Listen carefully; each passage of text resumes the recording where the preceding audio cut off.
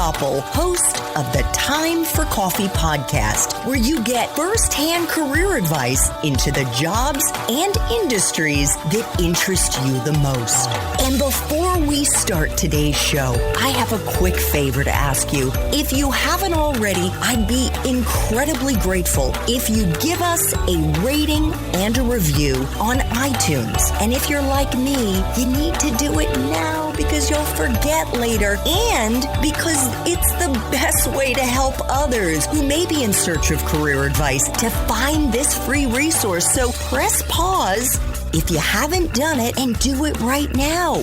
I'll wait. Thanks so much and enjoy today's show. Hey there, Java Junkies. Welcome to another K-Cup mini episode of Time for Coffee. By the way, K-Cups come in 3 sizes, single, double, and triple shots, or roughly 1 minute, 5 minutes, or 10 minutes in length. So if you don't have time to throw back an entire caffeinated career conversation, these K-Cup mini episodes of T4C can give you a quick caffeinated fix, whether you're on the go or you only have a few minutes to binge. So grab your mug and take a chug, because it's time for a caffeinated career triple shot K-Cup with my guest, Dr. Amy Killen. So you wrote a really beautiful tribute to healthcare workers on Instagram, and you were honoring them as the front line, on the front lines. They are on the front lines of saving lives of patients who are suffering from COVID. And you summed up, Dr. Killen, what it was like having been an ER doc for so many years. And I'm just going to read this. You talked about working 10-hour shifts and never stopping to go to the bathroom because somebody always needed you more than your bladder did. Vomiting covertly in between intubations while you were pregnant with your twins. Getting cursed at, lunged at, and threatened all before your morning coffee. And then getting spit on, coughed on, peed on, bled on, and just generally shit upon without batting an eye. And it made me wonder why you would want to leave all of that. That's true, but there were so many good moments too. But yeah, I mean, the healthcare workers, like the people who are in it, they work so hard, and people, it's not even just working hard. It's all of those things. They get disrespected. They get, they like body fluids. Like it's a hard job.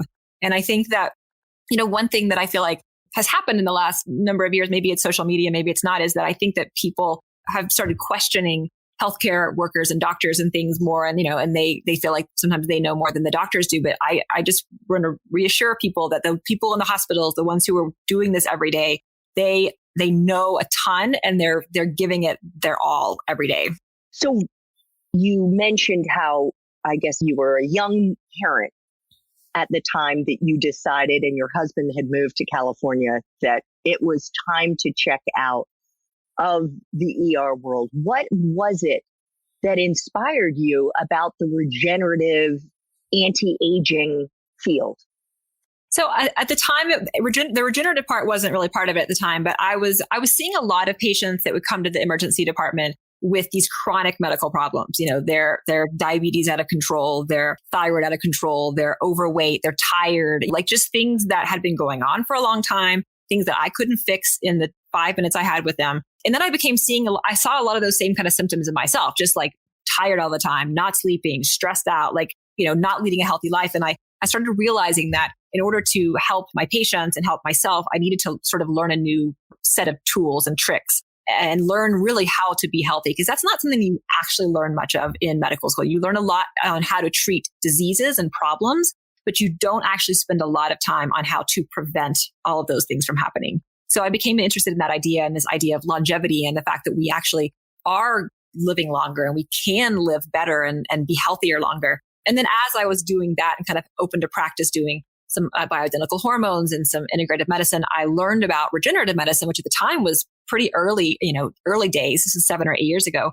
And I liked the idea of having your body heal itself. So it was kind of a progression, but started just with my own frustration with myself and with our medical system. And its inability to solve that chronic problem. I'm 100% with you. So you went from the ER into more integrative medicine. Is that what you did? Yeah, exactly. So the practice I had, I spent about 2 years this is when my kids were still little. I was still working in the ER full time. My husband was still gone, but I decided that in my downtime, which I didn't really have downtime, but I had to kind of create downtime, that I would start learning about this sort of integrative medicine or functional medicine or there's like 15 names for the same thing, but essentially like preventing the problem before it starts. So I went through a fellowship program, mostly online, occasionally in person, in my downtime while I was still working in the ER. And then eventually I was able to leave the ER and move into that full time. Fantastic. So I have two final time for coffee questions. Could you share a time in your professional life when you struggled? It certainly sounds like that must have been a big struggle, but in particular, maybe you failed at something. Maybe you didn't. I don't want to put words in your mouth, but the most important thing is how you kind of got through that difficult period and if there was a lesson that you learned in the process. And the reason that I ask people this question, Dr. Killen, is that I want our young viewers and our young listeners to know that even people like you who are super successful, who've had, by all accounts, an amazing professional life, had really difficult times. And certainly it was very challenging, no doubt, when you were doing your online fellowship and studying in between being an ER doc with 3 children under the age of 2. But nevertheless, we all have these tough times in our life and you can get through them. Yeah. I have so many that I tried to pick my top one. One thing that comes to mind that I think is that I haven't talked about before, I don't think on a podcast, is when I was pregnant with my twins, I was still working, full time. And towards the end of that, I had to cut back a little bit. Like I was starting to get a lot of contractions. I was like enormous. And I was starting to get little contractions and things and had to cut my hours a little bit. I would still come to my shift, but not do the whole shift maybe. And I had mostly male colleagues, and a lot of my colleagues would say things that, in retrospect were maybe inappropriate, talking about how, I don't know why you're having to cut back on your hours. The women in Guatemala, they'll work in the fields all day and they're pregnant and then they'll deliver their baby and be back the next day. Like, what's going on? Or like, I heard one male colleague say something kind of through another person of, I don't know why we hire women because all they do is get pregnant and they have to be out for 2 months and we have to pick up the slack. And so, and there, some of these things were just said as jokes, like they're hilarious jokes. But at the same time, I was feeling very inadequate because I couldn't work an entire shift. And I realized that I was having to have my mostly male colleagues pick up the slack. And that was, for me, as like this perfectionist my whole life, was really difficult. And then I would hear these things from these people. And I just felt like I was kind of a failure. Like I just felt like I was doing a bad job, and it was getting worse because I was getting more pregnant. And so that continued for several months. I eventually had to quit working a little early to have the babies. And I got back to work, and I was pretty down for a little while, just kind of on the whole thing. But what I did was when I had once I was back on my feet, which again took some time, but once I was back on my feet and I was working back full time and I was, doing a great job and I'm juggling all these things, we had a meeting, it's like an annual review kind of thing. And it was like my boss and his boss and his boss. And it was like a whole group of people, most all men and me. And they were like, oh, you're doing a great job. Love it, whatever.